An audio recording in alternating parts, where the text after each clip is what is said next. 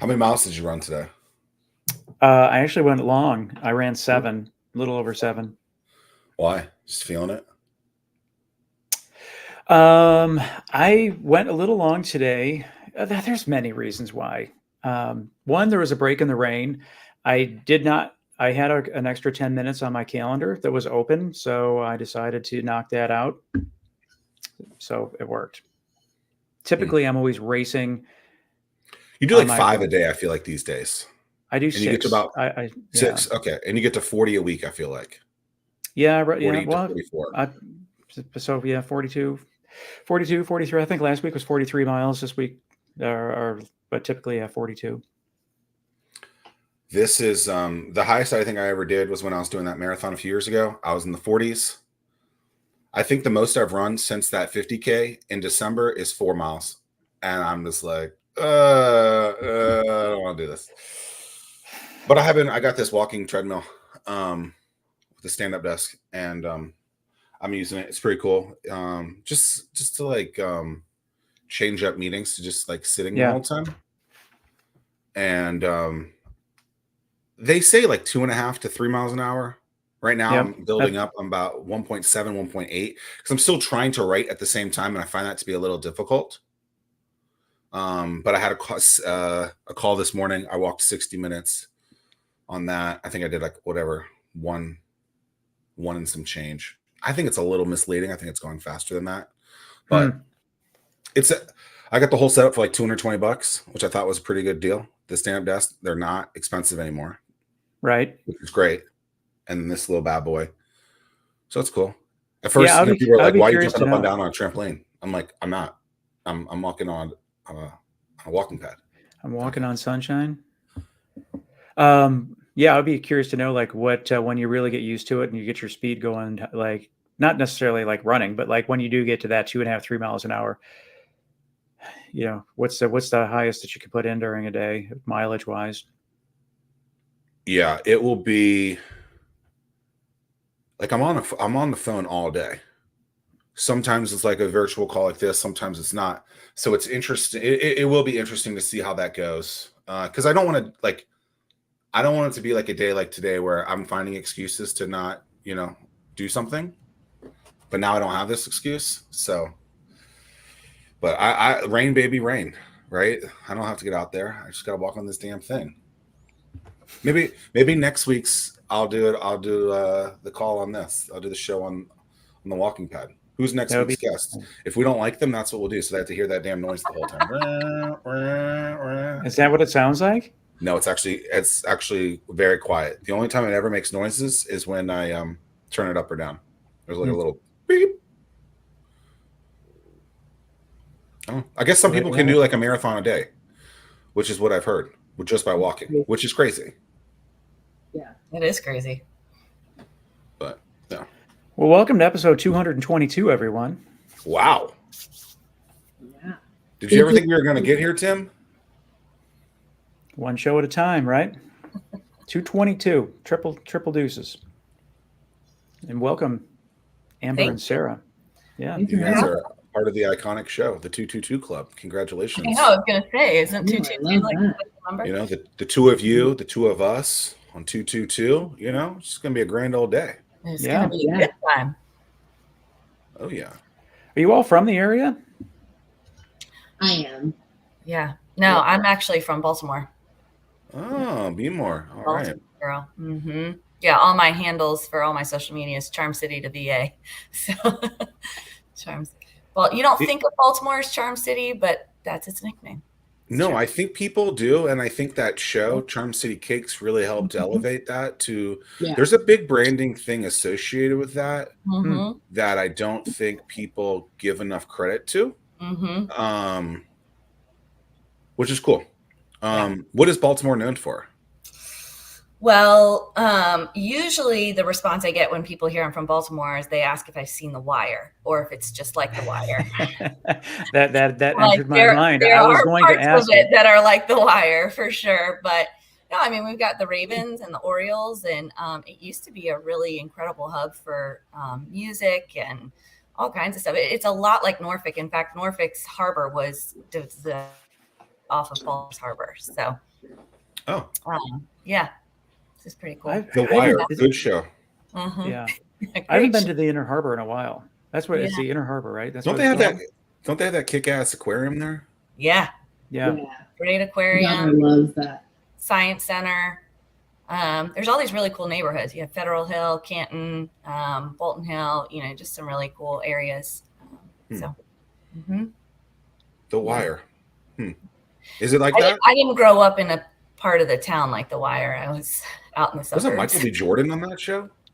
I think so. Yeah. Like a It was young a great show. Yeah. I watched that recently, 2 years ago, maybe. Yeah, I was late to that game as well. Yeah. It's a good one. I'm watching this Sir? stupid dragon movie these days. Show. Oh, I cannot. With any of those things, I'm like, I got a lot going on in my regular life and the TV life. That's a lot there. Well, Like they I have can't their own commit. They have their own languages now.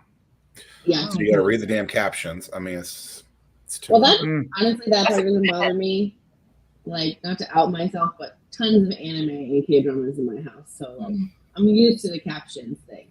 But it's like a very, I don't know. You don't have to get as mentally into the plot of like who's going to screw who over the whole time.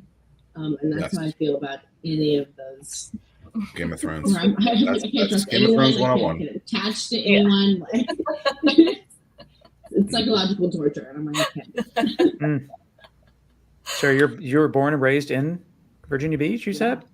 Yeah, so my daughter will actually be the fourth generation in my family that's native Oh, wow. to Hampton Roads. Yeah. So let's see. My grandfather and my grandmother were born on May Avenue in Norfolk in 19, I think it was like 22 and 27.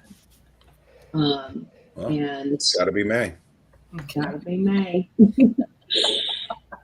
And they lived there. My grandfather was he went back to school and he was a submarine engineer for the Navy.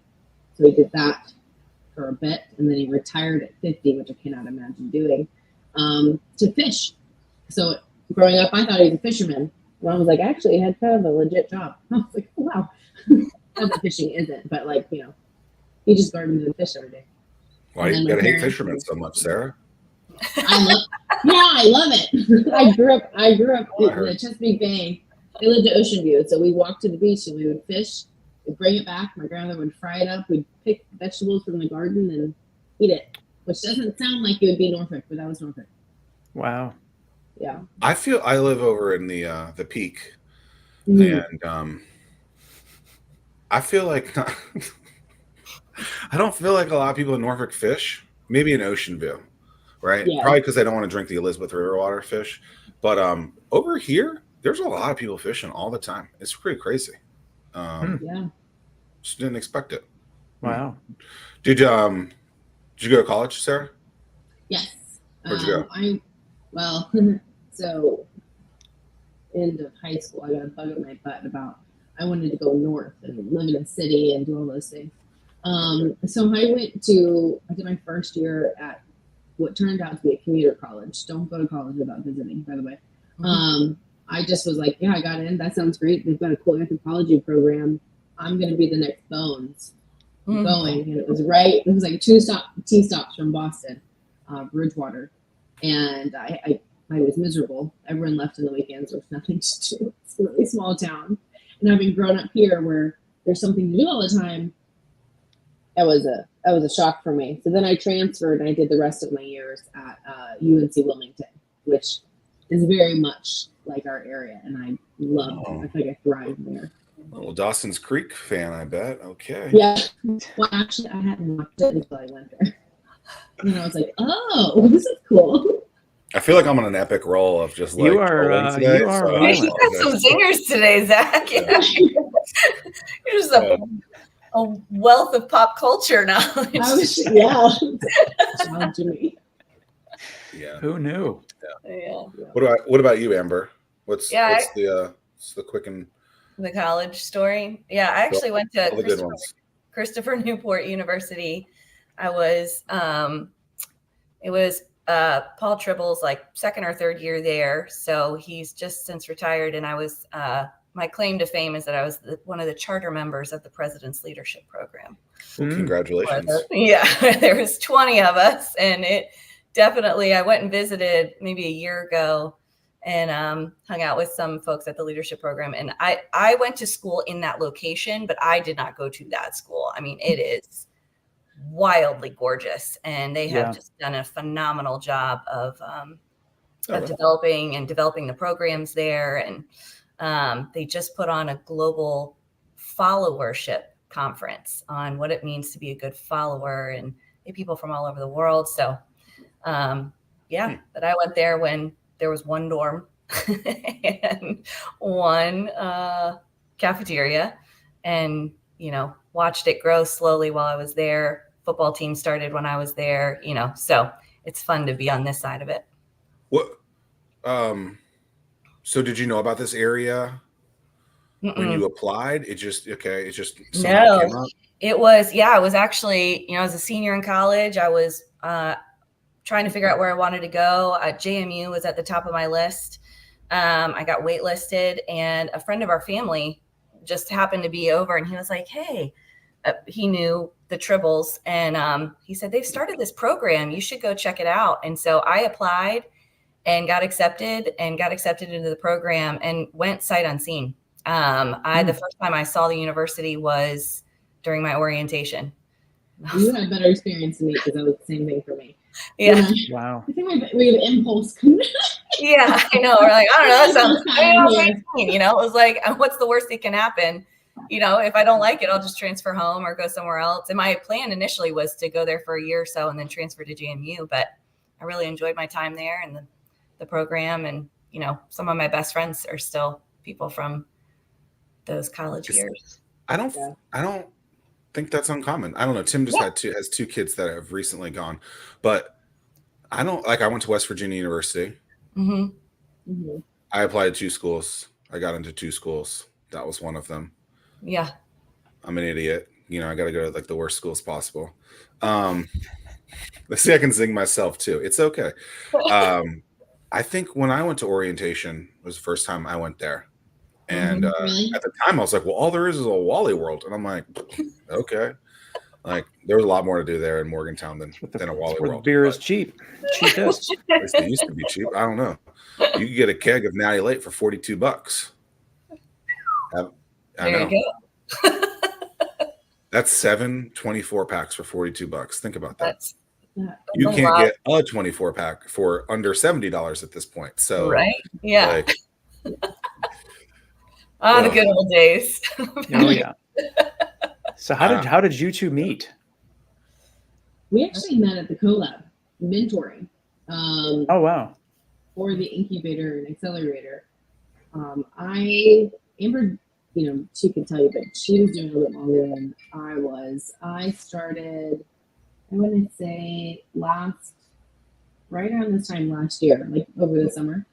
I had been, I had my marketing agency, and I wanted to kind of break what I had been doing. I had joined BNI, I did all the network things, I had done a lot of different stuff, but I didn't feel as fulfilled in it. And I said, well, how about if I can just give back? I've always loved that. I started out nonprofits. It's just kind of really like doing it.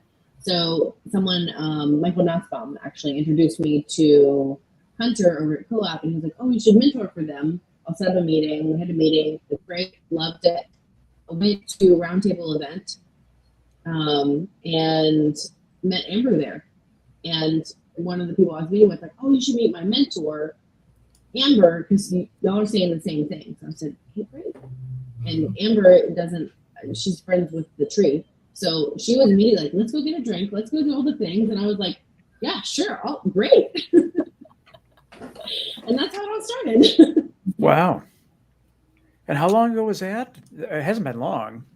We met, at this point, still less than a year ago. We met, I think, now last September. It was last September, because it was we were each hosting a table at the Mentor Roundtable for the Accelerator program right at the beginning. Wow.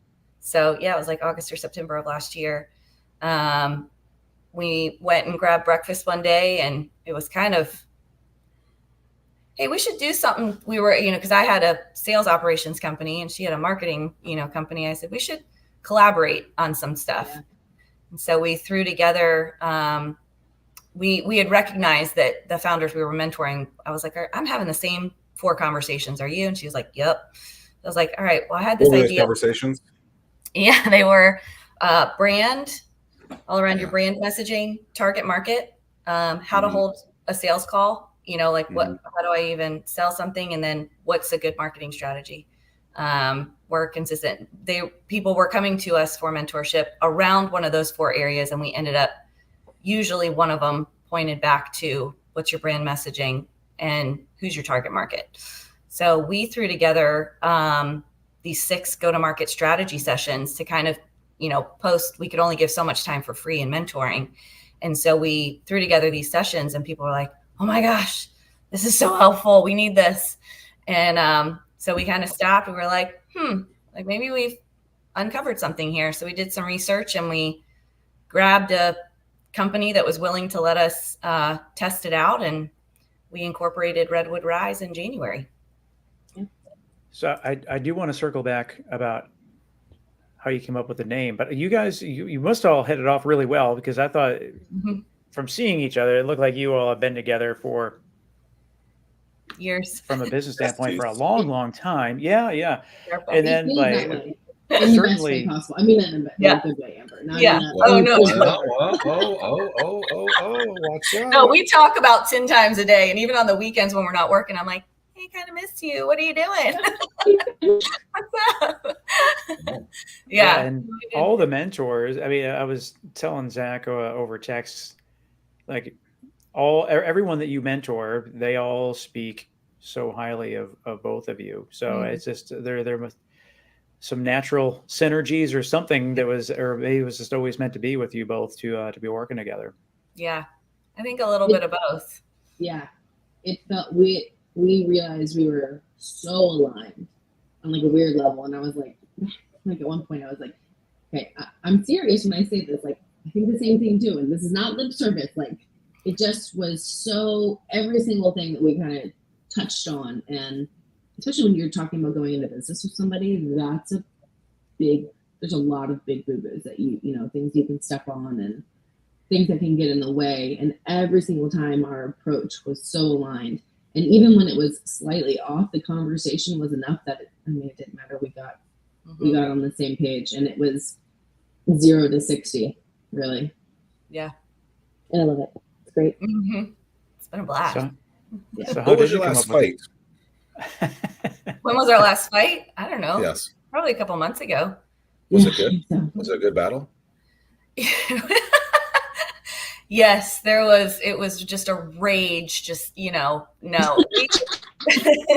Just massive. It was fisticuffs. I jokingly asked the question, but I mean, people don't talk about that. But I mean, like, you guys know each other for a year. You kind of just by happenstance, like, start a business together. There's a lot of like things that could not gel together. It seems like things are great. Like I don't think people, when they start a business, especially in the startup founder aspect of it, they're just like, whatever, it's cool. Yeah. We'll figure it out. When very quickly you hear people just say like, yeah, it didn't work out. And it's like, well, why didn't you actually have these conversations before? Like, you would date someone before you marry them, right? Yeah. Like, go on a couple of dates first. And so, like, I think especially, in this area where there's so many new companies being started with multiple people, I think they should date a little bit more before they actually, put pen to paper and figure things out. So no, it's a good question. And I'll tell you about our fight in a minute, but, when we first started, back last fall, when we were realizing that we wanted to collaborate together, Sara did a really good job of just, we both individually value honesty, transparency. We both have done enough work personally in our own individual lives to know that conflict isn't a bad thing. It's actually a really healthy thing. And to do it without being, flying off the handle. And Sara said to me, I remember at one point, she was like, look, I'm hoping for the best, but we need to plan for the worst. And so as we continue to engage, like we do need to continue to build trust with one another. And one of the things, even as we were putting our operating agreement together, it was like, all right, well, we need to plan and think about how we're going to handle a deadlock, or how we're going to handle, conflict, or what are our priorities and what are we valuing. And that was just really wise, because the reality is right now and early on, it's great. You're like, oh, this is exciting. We're building this thing together.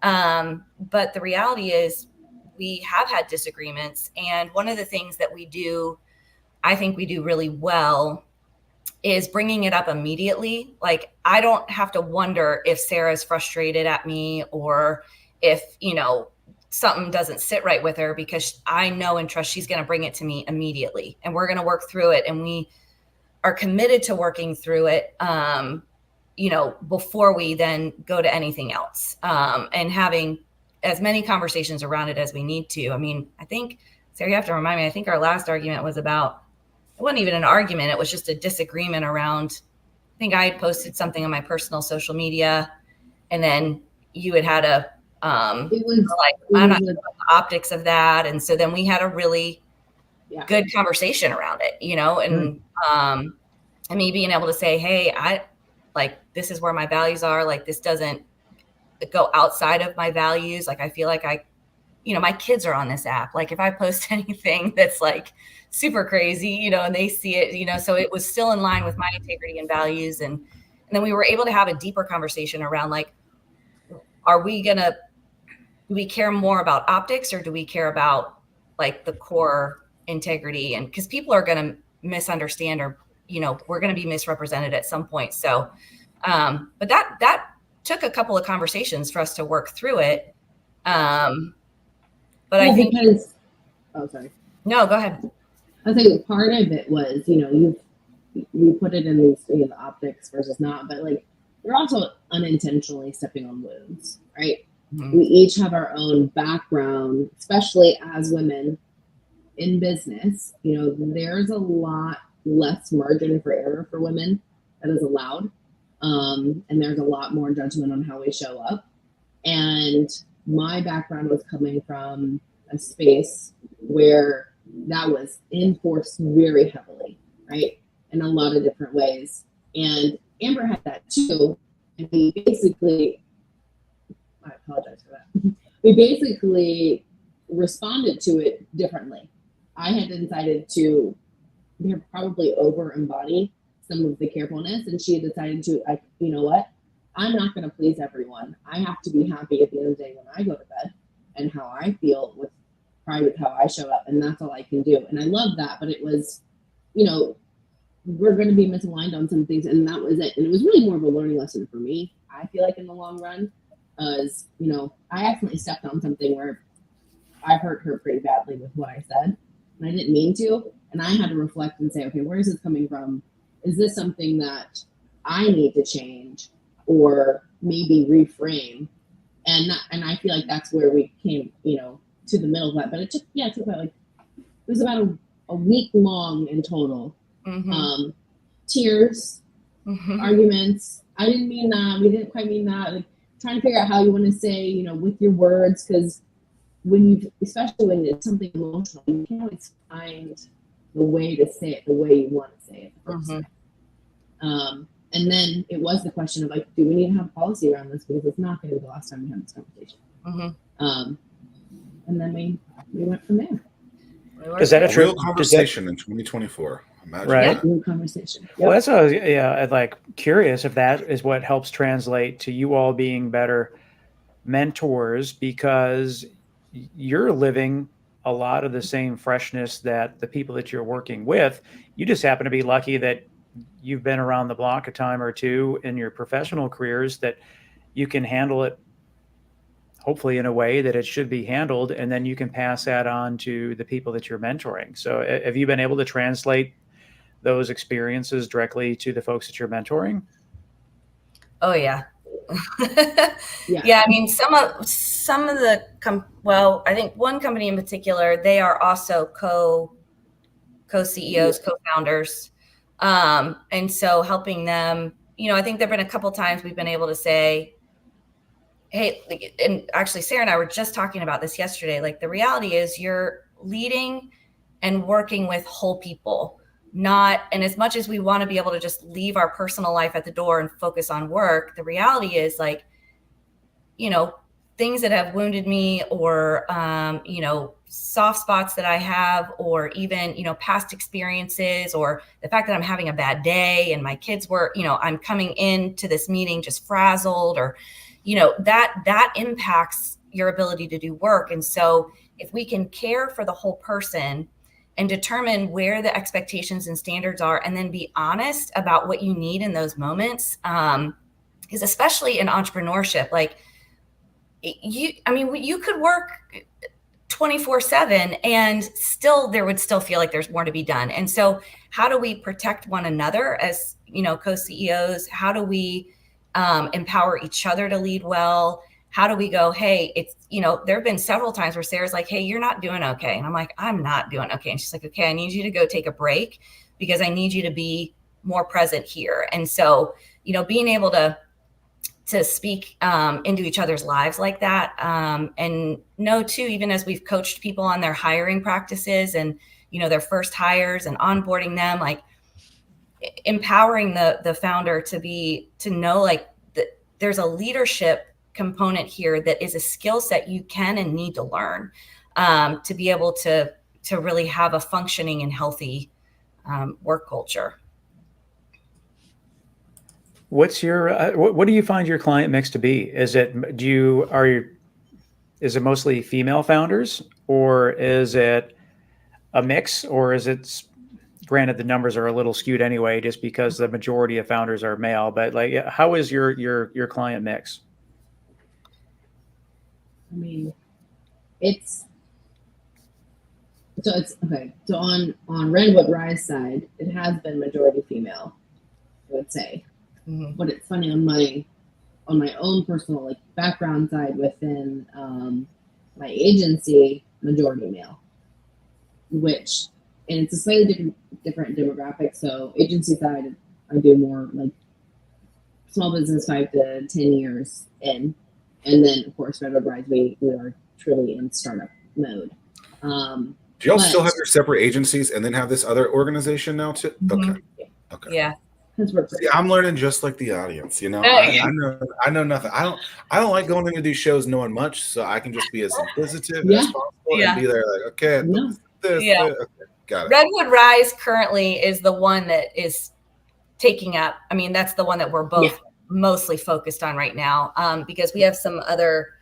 It's an interesting question. Like, our individual clients have been women.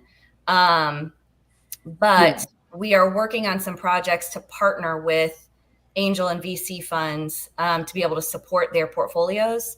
And then we have another economic development project that we're working on. So, our individual clients up to date have been women, and all moms too. Interesting. Which that's been really fun for us because we're both moms, and to be able to kind of help translate some of that stuff and share how we've navigated parenting, and for me, single parenting, and the challenges that come to that, and entrepreneurship. So but then a lot of the other projects, it's a mix.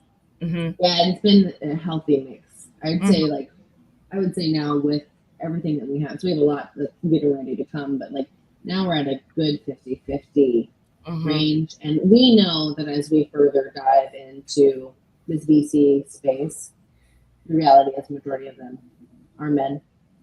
Still, in the startup world, you're seeing this beautiful growth with female founders. And we're not quite seeing it translate over to VC yet. It's happening, but it's a little bit further behind. So yeah, it's just interesting. I can see the draw on both sides, in the sense of, if you have two male co-founders, like, y'all are dumb, like, we figured it out, or then from the female That's side. Tim talking about both of us. We're the dumb.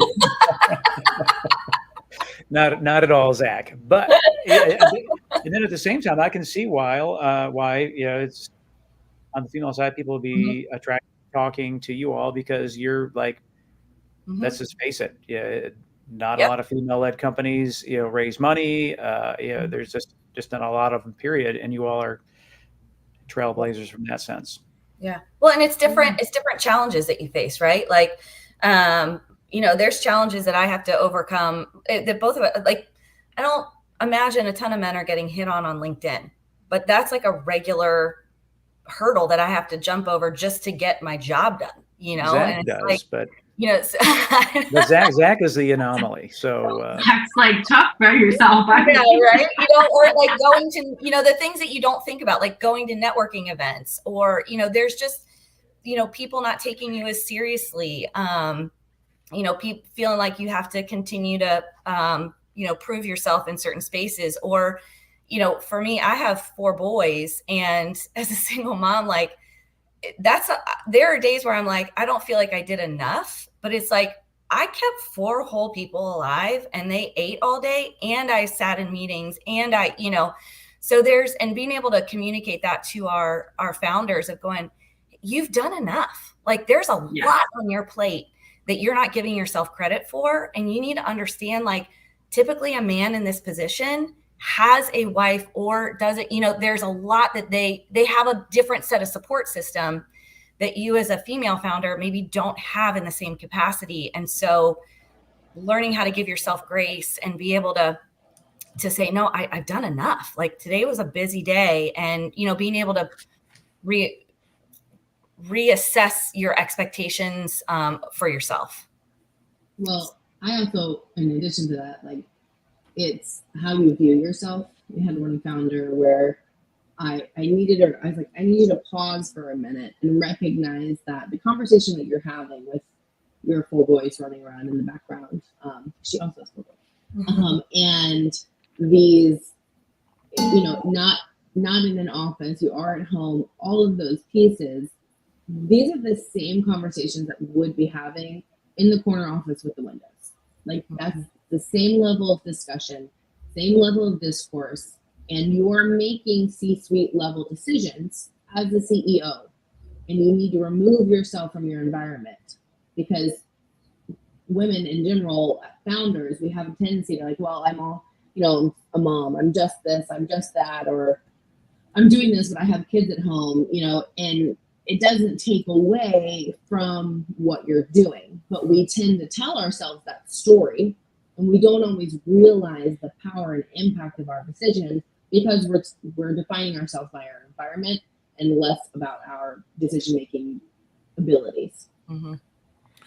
I'm gonna ask this question, and I'm gonna try to say it with grace. I'm gonna use that word correctly. So you guys are trying to change a stigma. You're trying to change a stat. You're trying to really empower women and give them a great fighting chance, right? I think Tim and I agree. It's awesome that you guys are doing it. How do you make sure that it's not just a fake stat that's embellishing, and that you're actually making an impact, and it's not just like someone throwing some cash at something to make, check off something, to actually ensure that progress is being made in something like this? Because I think there's a lot of organizations out there. We've had a lot of conversations about DEI, where companies are saying one thing, they're just checking off a box, but they're not really doing anything at all for it. From the female side of it, I think there's a lot of organizations trying to do things, but a lot of people would probably argue that all they're doing is checking off a box. So how do we actually make impact in something like this, so that it's not just people saying, yep, we're doing it, we checked off the box? Like, what do you do to actually make change in something like this? That's a great question. Do you want to start, Sarah? Yeah. I think this is beautifully timed, because this is our strategic planning week. And I feel like this is probably the core of what we've been working on the last couple of days. Is very much the answer. And it's not the reason. What happens when you check a box, right? Is, well, I filled a role and it was a female, and yay, moving on, right? But really, what it comes down to is, when you're making a true change, it has to be a systems change. So within your business, that comes down to your culture. That comes down to, we have rules of engagement for how we have to show up to every single meeting and every single opportunity and every single person we come across. The first of which is to believe in someone's lived experience and trust that lived experience. So it could be very different from mine. I could absolutely disagree. It is true for them and therefore deserves a modicum of respect. For that applies to everyone, including women, because if you hear my kid pop up in the background, I need you to know that what I'm saying is no less valid.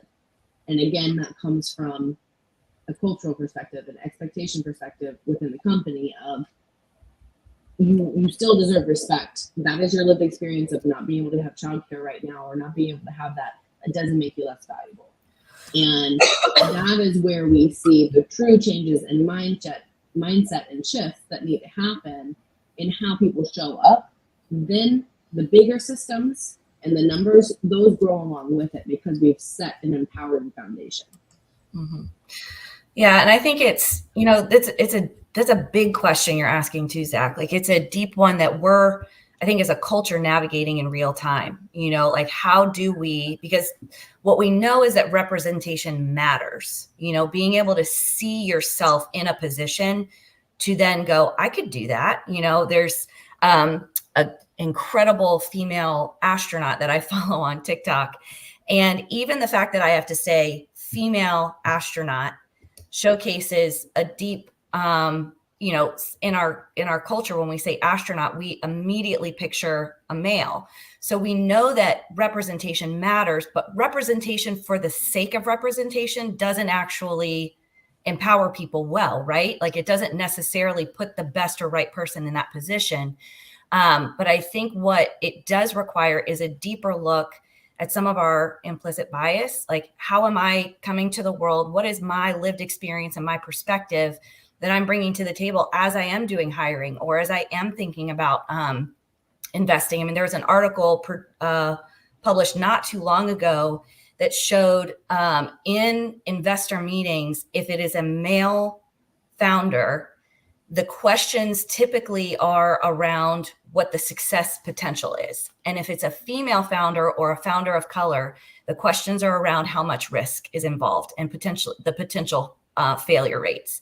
And so even, when we get into the neuroscience behind it, not to get too big, but, when you're asking questions about potential success and you see the potential success, and then you've got somebody else that you've just asked a lot of questions about the potential risk and failure, your brain is thinking failure here and your brain is thinking success over here. And so that's part of why there's a lack of funding for female and female-owned companies, as well as founders of color getting that funding, because even the way we approach questions and how we're having those conversations is based still in a very male-dominated perspective. And I think one of the other things we don't recognize is that the current business strategies and best practices are still based on a male-dominated perspective of a man going to work, doing the work, and coming home, and not actually taking into account that there could be some flexibility, and maybe we could make accommodations for, hey, I can take a meeting at 1, but I'm off from 3 to 5 because I'm picking kids up and I'm getting them to sports practice. And then I could do another meeting from 5 to 7, or, that there's flexibility there. So we're still, there's the argument for like, well, we want to put the best person in that. And maybe, and the reality is, like, I came back to work after being a stay-at-home mom for 7 years. And so I was behind my peers, but I had done a ton of volunteer work. I had managed a home. I had done a lot. I still had a big skill set that I was bringing back into the paid marketplace, but that doesn't mean that I was lacking experience. And so again, just those mindset shifts of how are we really approaching these conversations, and how are we really engaging with the workforce, as well as, founders that aren't men, and how are we actually giving them access to it? Now, the one thing that Sara and I do is we go, at some point, the numbers don't lie. If you build a good business and you are able to make sales and generate good revenue, that's really hard to argue with at some point, right? So it still has to be a good business. We don't tell our, we only take on clients that we believe in the business that they have and their idea, because it would be a waste of everyone's time if we were like, no, that's such a great idea. And it's like, a terrible premise, but we're like, no, but you're a woman. And so we should work with you. It still has to be a good business. It still has to generate revenue. It still has to operate in the market and do that well. But I think there's some flexibility on how we do that well. And I also think that there's a necessary, we need to take a really good hard look as to how we approach even funding or how we think about female-owned businesses and businesses owned by people of color. Yeah, that's interesting. So I guess I'd like to expand on that a little bit further. So how do we change that perception? I know, like me personally, I make it a point like, sorry, I can't take this meeting. My son has a track meet, and I can talk to you afterwards. Is that something that helps move the needle? Like in the sense of like a male saying that, hey, I got parent stuff that I need to do too. Or, or what other ways, can we help shift that dynamic or the perception? I do think, that is one, there's always lots of ways, right? But that is one, right? It's not just you exemplifying what is expected, generally speaking, traditionally speaking, that has been expected of a mom role, right? The mom will go do that. She can't do that because she's the mom and whatever else. Well, it's a parent role, to be honest. It doesn't matter what the gender is associated with it. But it's also respecting the boundaries around it, right? The fact that you can say, I can't do this, I can't track me. And someone else being like, yeah, no, that's totally reasonable. Absolutely. Let's meet another time. That in and of itself is a step forward, because fill in the blank of why I can't meet, it's valid. You put a boundary down. You've explained it. You've shown it. And the thing that has not been given as much traditionally in this space to women is that flexibility, is the ability to say, you know what, I can't do that because I have drop off at that time. So I can do it a little bit later without, and then someone saying, oh, and thinking poorly of you because, well, you should have gotten your childcare figured out. Well, you should have done that much earlier. There's always a you should have. And if we were remove the should have from the conversation because we were respecting someone's lived experience, knowing that they still have to do the job, they're still going to meet. It's not an excuse not to do something. It's just the willingness to say, that's valid, absolutely. And you don't have to have a further conversation about it. That in itself is the way to kind of move forward with it. Why are people so judgy? I was wondering the same thing. It's just like, it's so boy, everyone. Yeah. It's a lot. Okay. So is it jealousy? Small soapbox moment, right? Okay. Ooh. I'm going to This take is exciting. a Can minute. we make this a series? The soapbox series with Sara. Serious. Very proud. Right. When you look at what is in our headlines, you look at what people pay to consume as far as what they're reading, they're looking at on TV, news, what is sensationalized and what is not, right? It is not sensationalized that man X went to work, works 12-hour days, doesn't try to come home, has wife at home with 4 kids, whatever else. Well, that's expected. He's supporting her. It is sensationalized. Oh, she abandoned her husband. She only ever works. She doesn't care about her kids. She doesn't do any of that, right? And that's, of course, in the gender role, but that applies to every single solitary space we have here. We have a media that perpetuates judging because that is what pays people click on. They're like, oh, how can I? Big emotions. How can that be, right? Which is why we're also seeing success in these media outlets that are like, we're going to tell you good news. And people love it. And, you've got the soldiers coming home, the dogs that have missed you forever, the kid, surprise at the kid's party. People are consuming that a lot too. But our past training has been in a negative space. So that's what we look for everywhere. That's where our dopamine is attuned to, like, the spectrum. That's my Yeah. And just on a human level, I mean, I think we judge because what we're really asking is, am I okay?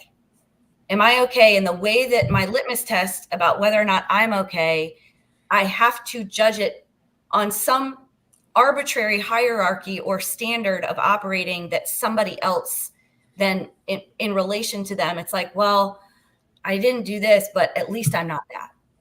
At least I could show up for a meeting at 9 a.m. At least I could do, at least and so I think a lot more of it has to do with self-preservation and a sense of like insecurity of self going, am I okay? And do I belong in this space?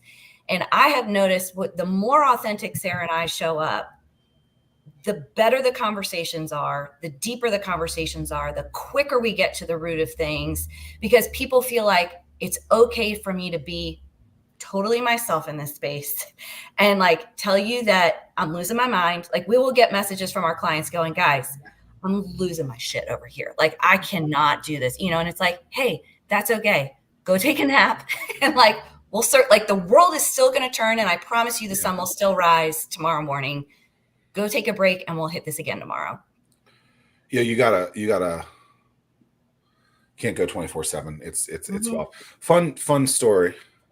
I was talking about this. I was at a networking event last night, and I saw an old colleague of mine when I worked in TV news. I call myself a journalist because I have a journalism degree, so I'm a former journalist.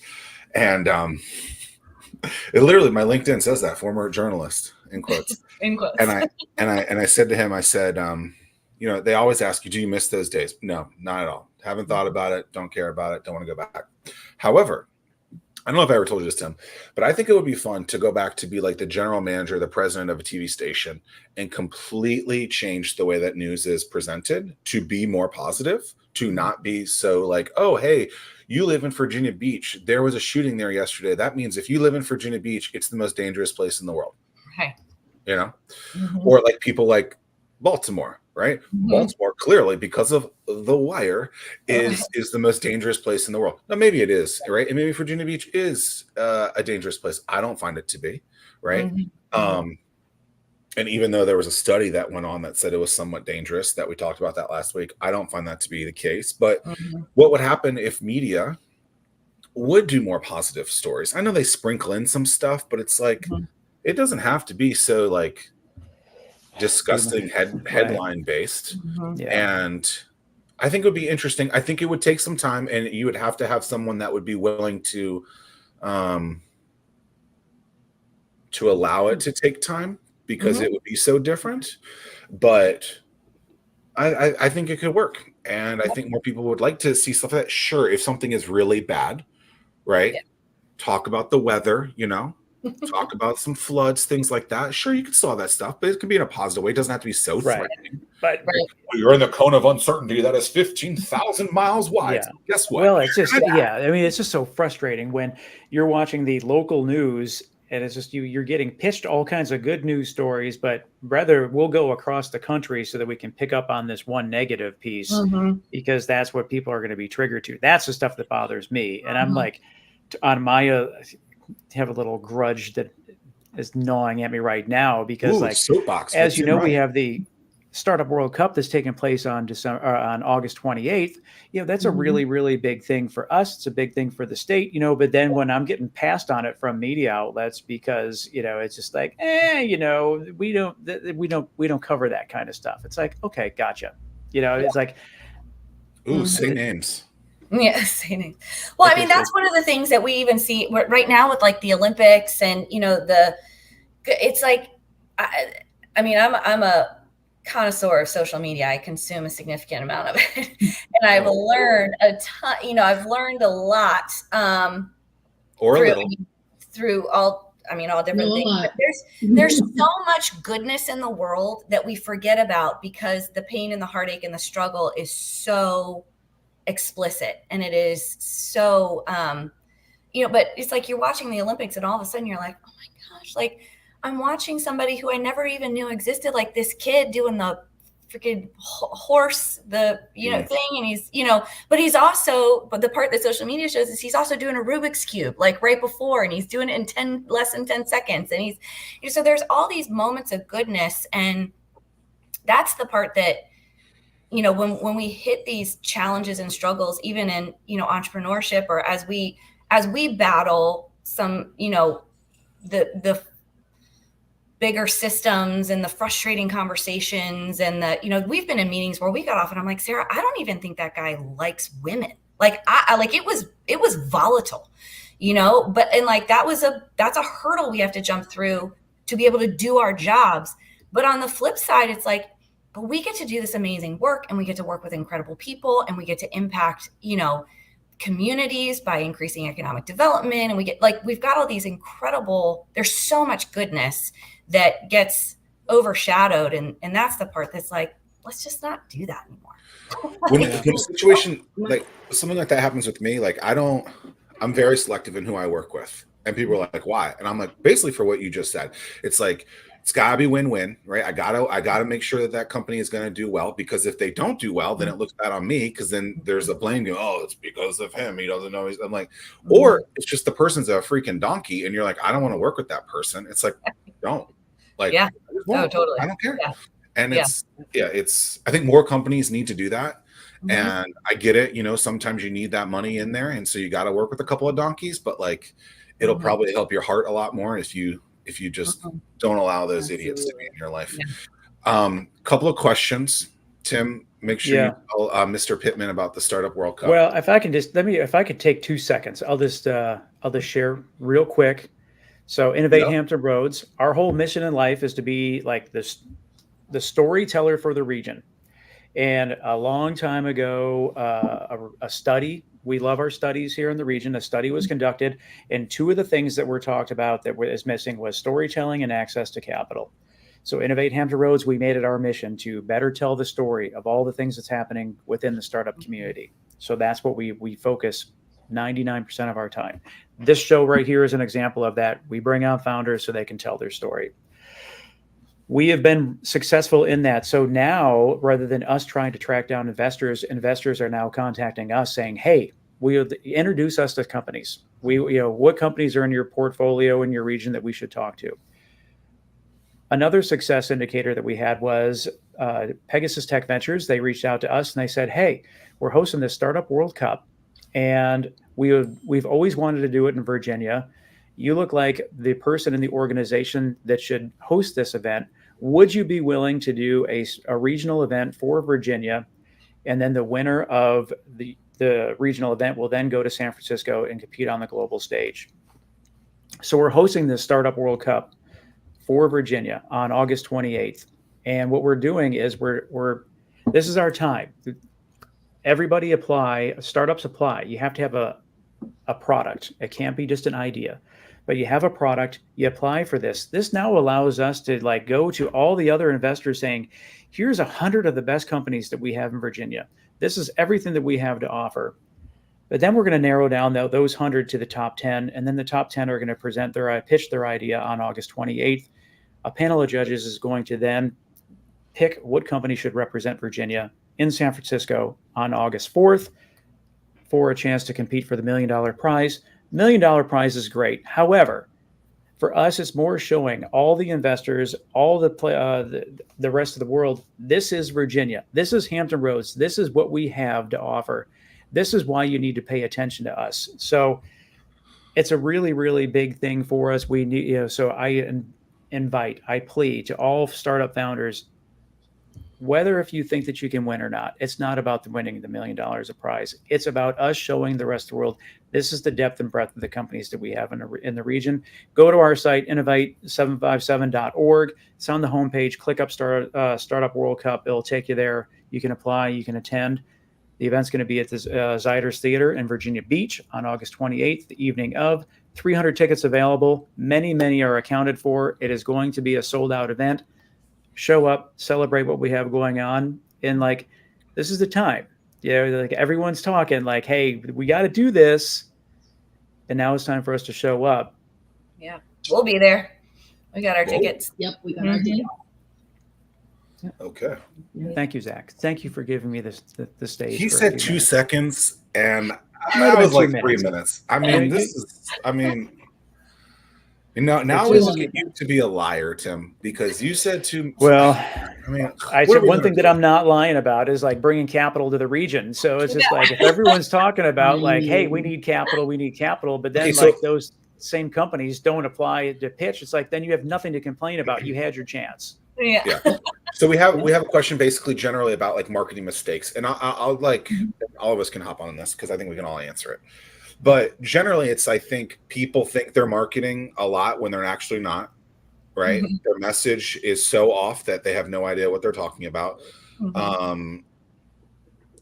Frequency, I guess I just, like there's just so many things in there, and so like these people that will complain about something on the same side of it, it's like, oh, we need these things. It's like, okay, well, sometimes when you need these things, you should show up because you never know what's going to happen. And one of my favorite things is like when you don't know what to say yes, because you never know what can happen. And I hosted a TV show on ABC for five or 6 years because I raised my hand when someone said who could be the host of this show. I didn't know what was going to happen, you know? So like you could say what could you learn by going to somewhere for 2 hours that's free that you can get some popcorn. My resume. People. Yeah. Sarah's got some big thoughts on marketing, so I'm gonna well, I mean, not in regards to this one, but like to your point, Zach, of the yes thing, like my education is in biology. I have a master's degree in nutrition, right? That's not what I do. I've been doing marketing and business expansion for 11 years because I said yes. Because I was like, well, why not? And I started out in the nonprofit world, and why not? And yes, in the nonprofit world means great. Now you get to go learn it, and you get to become an expert. And that's how I got the skills that I have today that make me an effective, consultant or coach or whatever you want to call it, advisor, more or less, in this space, is because instead of getting, to break my own rules, instead of being too focused, I kind of was like, well, let me just try it all and see what sticks. And what stuck was the patterns and the strategy, which gets me back to the number one mistake in marketing, which is doing marketing before sales. And the first thing people come to me for, I need marketing. I ask 3 questions. I'm like, you are not ready. You are so not ready to put your money and time into marketing, because in order to do it well, your house has to be in order. And if you don't know who you're talking to your point, you don't even really know what your messaging is, you don't know what your sales process is, how can we build a supportive system, which is what marketing is, to bring those sales in? We can't. You're wasting your money. Stop. Don't go to me. That's how Amber I started. But don't go to me. Go to Amber. Get it figured out. No, I don't tell clients. I tell clients no more than I say yes. It's like, I want to do this. I want to do that. And I say, that's fun, but no, right? Because you haven't done this first. You haven't done the hard thing, the investment internally first. And so you're going to spend that money here, and then you're going to be like, how did we do that? And then when you finally get this in order, you're going to have to spend it again. And to me, that's a waste of money. Yeah. So let's do it right the first time.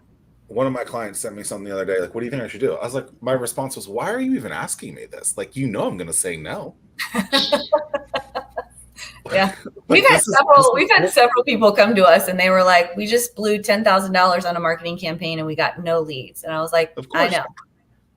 Because you had no idea who you were talking to. You had no idea where they make. That's because people think they know how to sell and market now, and they don't. Yeah. And it's obnoxious because it's just like, what are these people selling? Like, man, like I try to undersell, over deliver, like aggressively. And I just hear people like, oh, I want to make $1 million. I'm like, okay, well, can you make $1? Right. Correct. Yeah. And how much is it going to cost you to make that $1 million? $2. Right. I'm going to spend $5 million to make $1 million. Yes. Yeah. That's the big thing. Amber and Amber really does a lot of in the space, and we have founders that come and they're like, we're going to make this much. And a year. And they So haven't okay, actually they haven't even divided that number by anything. And it's like, whoa, how do you get to that number? Like, that market isn't this big. Like, we not only had that, a whole, it's time. yeah. Sorry. We had a mentoring, we had a really funny mentoring meeting with this one company, and I go, okay, guys, I have this revenue exercise that I do. And I was like, what's your revenue goal per month? And they go, 30 million. And I go, okay. per month? Let's go. I was like, talk to me about, and what's your average deal size? And they were like $1,200. And I was like, okay. So I'm like, just simple math. I was like, you're going to have to land 280,000 new clients a month to be able to generate 30 million a month. And I said, FYI, your total available market is 325,000. So you don't even have the, and so I was like, this tells me maybe our price, we need to go back to some pricing strategy. We also maybe need to start, we did this whole exercise and I got them to 18 million a year in a very reasonable price point with like growth revenue. And I was like, hey guys, that's still not a bad day at work, right? Like 18 million a year, but 30 million a month at what you're doing and what you're developing. It's literally impossible. You don't even have a market size. Oh, Amber, it's possible. It is possible. I don't like your attitude at all. This is absolutely possible. My bad.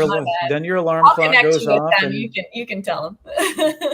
We have a strategic partner out of Vancouver, Canada, and they're called Sales Primer. They're awesome. They have systematized this conversation more or less, right? So it's like cool. Reverse engineering your revenue goals into building a sales team and marketing, which is really fun because you're like, okay, you need to talk to, let's say, 200 people a month to convert to how many you need to get in order to hit your revenue goals for a year. Great. Who's talking to the 200 people? How long does it take them to talk to the 200 people? How are you talking to the 200 people? You're going to a networking event. How long does that take for them to get there, for them to be there? Follow-up emails. That takes hours. Let's start adding the time up. Add every single minute up. Mm-hmm. And now all of a sudden you're like, oh my goodness. It sounds so easy. Like, 200 people. No. And you think just you're going to do that by yourself? And that's where we like, okay, maybe we haven't built out our team robustly enough. It also tells us a great place that's where's the money going to go to drive growth activities? Sales. Awesome. And it tells us, are we being realistic with our timelines? Because that's the one thing. And we break people's heart every single solitary day by saying, probably a year or two away from the revenue that you want to see. Yes. It needs to happen, though. It needs to happen. But they get sad first, and we're like, it is not the end of the world, we promise. We have both been there, okay? We have been there, and we get it. But the reality is, if you don't have realistic expectations, you're not going to manage your money and your team or any part of your company well. And everyone will be set up for failure versus success. Yeah, there's a lot of companies that I'll talk with them like I'm in BNI, right? And I'm not going to throw shade on BNI, but I'm about to say something negative about BNI is basically what I'm about to say. So I say, okay, that's, and I have to, and like it's fine. But I go, okay, like let's figure out these numbers in that. You have to go there every week. You have to drive there, right? It's a 2-hour meeting, so that's 2 hours a week, right? So you figure it out overall. It's about, I think it's like 6 actual weeks of BNI work a year. So what does that need to actually cost, or what do you actually have to make to do that? And when I put that, I'm like, you're actually losing $30,000 attending this thing. Does that make sense? And they're like, oh, and so it doesn't have to be BNI, it could be any event, right? Correct. But you look at that, if that's your revenue generator and it's not doing it, like something's the matter there. It's at least a hole that we need to patch, to fix, to put some duct tape on, to do something with, to address it. And I don't think people look at situations like this. They're just like, oh, it's brand awareness, or I'm getting out there. I'm like, but it's not equating into the thing that you want it to. Right. And this is your main source of, marketing. Yeah. Something ain't working here, homie. Like let's work on it. Like let's do something. Everyone's looking for the easy button, and there is no easy button. Yeah. No, that's there one of the is. things that It's at Staples. It's at Staples. Yeah. We say this all the time. We're like, we cannot promise to make it easy. We just can promise to make it possible. That's the part that we can do. Yeah, I don't like to promise numbers either because it's like, well, we'll see. Yeah. And that was hard when I first started my agency. So I started my agency just by building websites. And the number one thing I was like, I will not promise numbers. And that's what everyone was doing at the time, right? Mm-hmm. That all of their websites had like, it's 20%, whatever. You're going to get X many visitors. Number one on Google. I can't promise that. I can't promise that because your industry is different. Your niche is different. Your brand approach, every single solitary thing is different. And also, if 1,000 people are coming to your website every day and no one's buying, I don't really care. Mm-hmm. That's it. If no one's buying, the 1,000 people are not doing a single thing for you. That's where, people get caught up in the virality too. They're like, I'm going to go viral. Doesn't mean sales. Mm-hmm. Doesn't mean sales. So that's where within marketing, I'm like, and kind of to your point, like, people are like, it's a numbers game. I'm like, it's a numbers game if you're focused, right? You know who you're talking to. If you've done your market research, you've done the pieces where you've validated, okay, I do have a proof of concept. I've had some traction in here. Now let's work with that traction. Now we can throw numbers at it and we will see the growth. If we don't do step one, the numbers that we're throwing are the money that's leaving our bank account. Mm-hmm. That's not coming back in. I'll give you my Venmo. Tim, you want to close it out with the favorite question of yours? Or not? I would love to. What is, I guess, Amber being from Baltimore, or let's just say you're taking someone from out of town out to a meal. What is the food of the region or the place within the region that they either have to visit or the food that they have to try? Oh, that's a good question. Well, food of the region would probably be seafood. But my favorite restaurant is Pacifica down at the beach. It's one of my favorite restaurants in the area. It's a little tapas bar that I love. But when people come into town, I mean, you can't go wrong with just a good old fashioned Chicks or Back Deck or Bubba's. Good seafood. Bubba's the barbecue place? Bubba's is right next to Chicks. No, it's another seafood. Oh, yeah. Okay. I think I've been there. Chicks, Bubba's, Back Deck. They're kind of all right there on that, right over by the Lesnar Bridge in Virginia Beach. Good views, good vibes, good food. And Pharrell's house is across the way. Yeah, it is. Well, his old house. Yeah. Okay. Yeah. Sarah Brown, what about you? Ooh. What did you think we were just going to skip you? Yeah, I was like, Amber, take the floor. Come on, we're not that kind. We don't allow that here. We have rules. We have restrictions. Seafood for sure, but I don't know. There's like a couple different things. One, Wicker's Crab Pot on Military Highway. I don't know whether it's in the Norfolk or Chesapeake section yet because it's right on the line. For some like real local seafood. They lived across the water from me growing up. They always crabbed, and now they have a restaurant, and there's an indoor side if you want finer dining, and then there's it's screened and covered porch music. You get the newspaper on the picnic table, and they dump the crabs on the newspaper, and you pick them. Like that is good old fashioned eating. That's how I ate growing up with my grandfather. And then the other thing is, I can't remember which restaurants, but Hampton Roads has that white sauce. You have the white salsa. That surfaces to the top is one of the things. Zach, I'm curious your take real quick on last week's show. We learned I don't know if we learned. Last week's show, it was suggested that the Orange Crush is a product of Delaware. Was it Delaware? I always thought that it was a product, that it was a Virginia Beach thing started at Waterman's, but someone's lying. I've never. Someone's lying. That's so interesting. Is it really? I don't know. That was the first heard for me. It was like, in fact, I think that he said that it was like an argument right between Maryland and Delaware about who owns the Orange Crush. And I was like, what are you all arguing for? Because that's a Virginia thing. There's no argument. It's us.